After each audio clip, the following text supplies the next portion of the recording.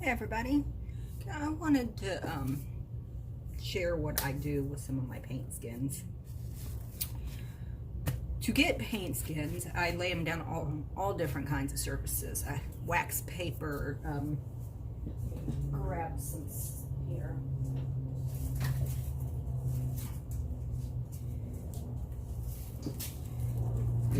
So I lay them down on wax paper, just canvas panel that's still wrapped in plastic mats, silicone mats. Get those out of the way. The top one's still a little wet. Then also lay them down on unwrapped canvases. Sometimes I lay them down on my pads on the plastic side. I have even laid them down on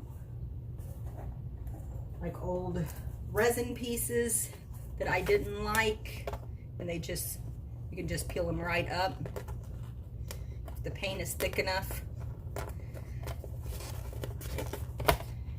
and then I just take them and cut them in different for my cabochons, or in different shapes for different projects. This one I put on a long canvas because I'm going to use it for a cup, a tumbler.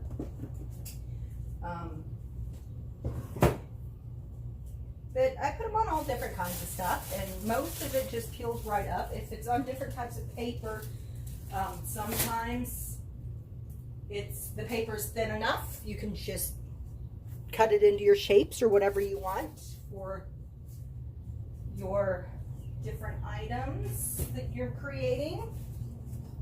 But I have all kinds of stuff in the process of being worked on using paint skins. Sorry, let me readjust that a little bit. Right now I am working on this cup. I poured this cup last week for a friend. I don't like it, so I went ahead and did a light sanding. That's just a Floetrol bottle that I used to hang it from.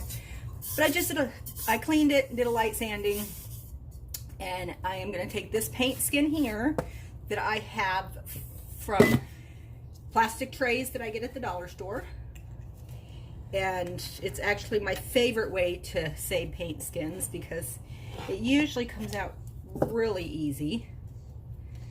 My last tray I had, I ended up liking the paint skin so much that I saved it. And I'm still in the process of doing it, but I cleaned it, put a coat of resin, and now I'm going to clean up the sides real good. It needs one more coat of resin. I'm going to clean it up and it's going to be a serving tray now. So occasionally the paint skins are better than the project you have in mind. So that's the good thing about laying them out on a tray, is that you can turn them into just the serving tray that it intended to be. So I am just cutting this out, trying to hopefully peel it out in as much of one piece as I can get it.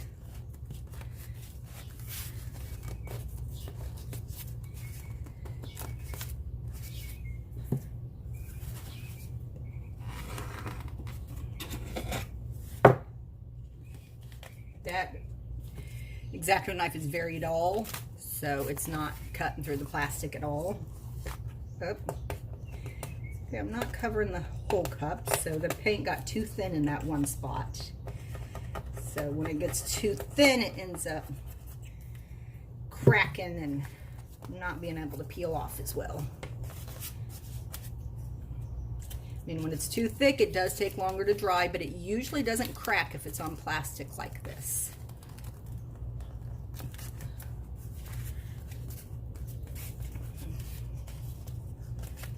So what I am doing with this, I'm going to go ahead and set that aside. See, it comes out clean, and this part here, it just peels off too.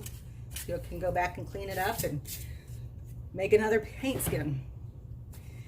So hopefully this one is wide enough. It might not be, which is fine because I have an extra one. In case it's not, this one I might have to use for one of the little kids' cups. Yep, just a little shy. So I'm gonna set this paint skin aside and grab my other one.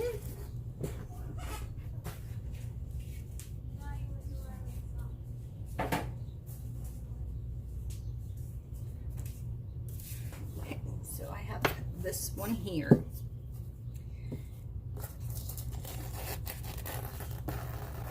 This one is on the plastic, so it just comes off super easy. And again, it's still got the plastic on it, so nothing wrong with the canvas. The canvas can still be used. You can still put another paint skin down.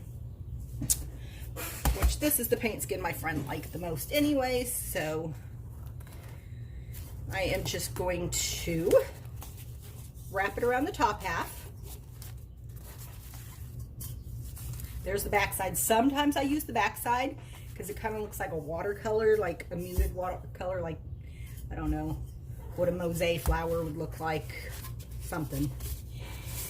But I'm just gonna wrap it around, glue it down, and then the bottom half will be covered in glitter, and I'll probably do a top rim of the glitter at the top. And then after it's all done, I will resin it and clean it up, and she'll have a nice tumbler that she can use.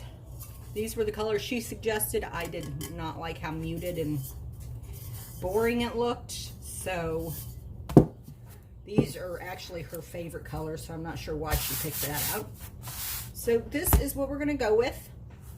I'm gonna go ahead and measure it out and cut it and see what I can do with it. So I'm going to put you on pause for a minute and I will be right back. Okay, and I'm back. So this is what it looks like after I put the paint skins on. It's still got some air bubbles that I'm pushing through. But I just wanted to, and when I put resin on it, any little kind of crease, any like that there, I don't know if you can see that, it's where I pushed an air bubble out. Anything like that, the resin is going to fill in so it doesn't look like it's crinkled or anything. So I am down here is where I'm going to put the glitter. So just show you how I do that. Just want to take it up to that line.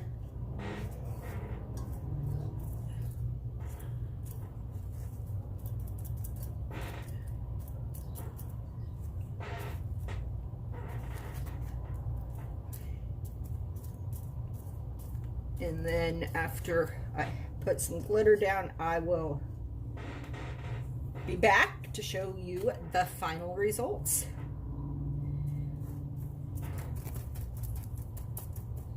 Okay, and the glitter that I chose is going to be, I think, this aqua color mixed with, let's see what I have. Maybe mixed with that there. Oh. So I'm gonna get some of that in a cup.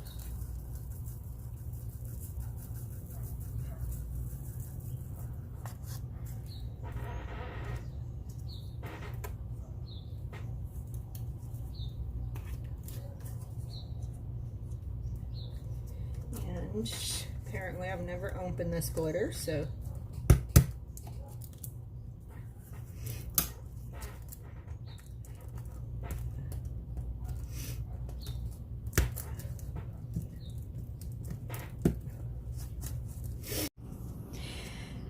okay, so sorry about that. My phone did cut off because I got a phone call.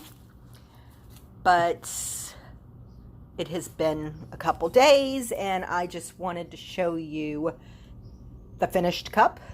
I still have to clean it up, but it is resined and completed. This is a painting I did last night that the video didn't come out, so, but this is the finished cup. And that's just from using a paint skin and some glitter. I do have to go in, clean it, and then shave off those extra resins, drips, so it's very sparkly. And the paint skin looks amazing with that resin over it. And you can see the line there, but I think that's fine. I mean, she's happy with it. We thought about putting a quote or something on it about the Emerald Coast, and decided no, we didn't want to cover up that paint skin too much because it was too pretty. So that is the final result. And I will have more paint skin projects coming up. Have a great afternoon, everybody.